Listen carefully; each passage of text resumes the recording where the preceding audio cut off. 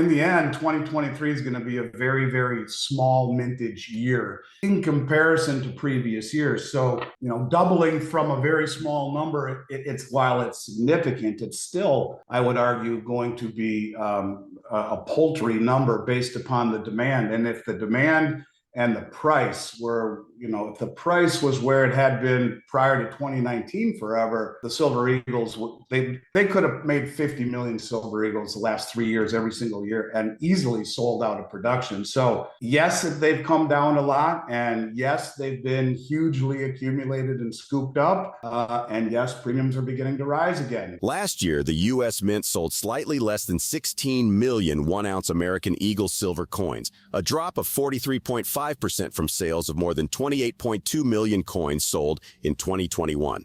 U.S. Mint sales had dropped to their lowest levels since November and December, when the Mint halted its sales to shift production to 2023 minted coins. Andy Schectman, CEO of Miles Franklin, predicts that 2023 will likely see a minimal mintage of coins compared to previous years. According to the 2023 World Silver Survey, in 2022, the silver market experienced a 0.6% decrease in mine production over 2021, primarily due to lower output from lead and zinc mines that produce silver as a byproduct.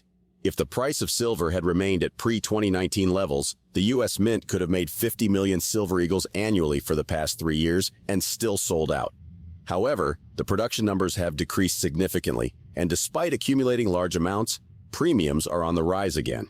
Schectman speculates that the U.S. Mint might be controlling the supply to meet demand without fully replenishing it, potentially contributing to rising premiums.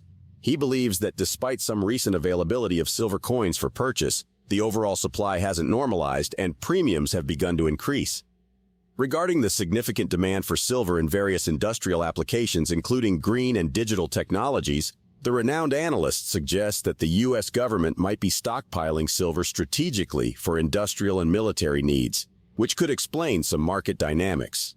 Now let's watch excerpts from Andy Schectman's interview with Arcadia Economics. Before we start, smash that subscribe button and remember to enable post notifications to stay updated on our latest uploads. Thank you, and enjoy the video. When you talk about premium, normally it's a function of bringing a blank piece of silver, creating a coin or a bar out of it, stamping it, packaging it, putting it in a box, sending it out to the distributors. All of the costs associated with it would be the premium. Well, you need to also add into it the supply and the demand.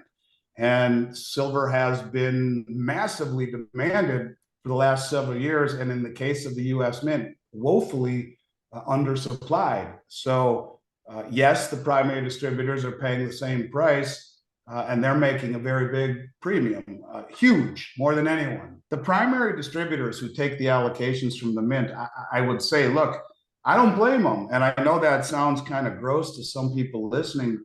Like, why would anyone pay those exorbitant premiums? They were buying back at super high premiums too. No one ever really asked about that. But by the same token, if you're only getting 20% or less of what is demanded, each one of these primary distributors only getting 20% or less of what is demanded, well, that's what the supply and demand cross represents. A price where supply and demand find equilibrium. Well, that's where they were. That the primary distributors in 2022 wanted 36 million coins and were given 12 million at a certain part during the year. So when you talk about all sorts of shenanigans with the U.S. Mint, I've given up trying to figure it out why they've done this, other than in the back of my mind, it would make sense that on behalf of the U.S. government, they are stockpiling silver as an industrial and strategic metal. We've shown its uses in industrial applications, green and digital, but it's also used copiously in military applications and in artillery, missiles, as an example. And when you've given away so much of our stockpile, where we've given away so much of our artillery, and these missiles, the Stinger missiles and the Patriot missiles, all have lots of silver in them, 500 ounces in the tip of a Tomahawk cruise missile. And when you're giving these away to the Ukraine, the need for silver to replenish this grows. And in fact, I just read a report the other day where the Department of Defense cites a shortage in the silver market, to where they're paying $30 an ounce now to get silver for their military applications. So when you talk about an asset that is needed in military and industrial applications that is competing with people all around the world in those capacities, on top of competing with the world in its monetary capacity. If you told me, 20 years from now, when the truth came out that the Mint was stockpiling on behalf of the US government on more of a strategic basis, or withholding the amount of demand, that trying to hold it back, just giving it enough to keep people from revolting so that they could restock the shelves for the US government, I wouldn't doubt it. I don't know that to be true, but all I can tell you is that for the first time in 4 years, they're reasonable enough to buy, and you've seen a lot of people jump on that, and that's really the reason the premiums are going up. I don't think the supply has normalized. I don't think we're going back to normal, because already we're seeing premiums go up, and we've sold out of everything that we had, and we had a ton, and we won't have our next supply until next week. So it's already getting to that point where I would suspect premiums slowly methodically continue to rise, barring any event that pops it up substantially. Schectman states that about 7 or 8 leading distributors are responsible for receiving allocations from the U.S. Mint.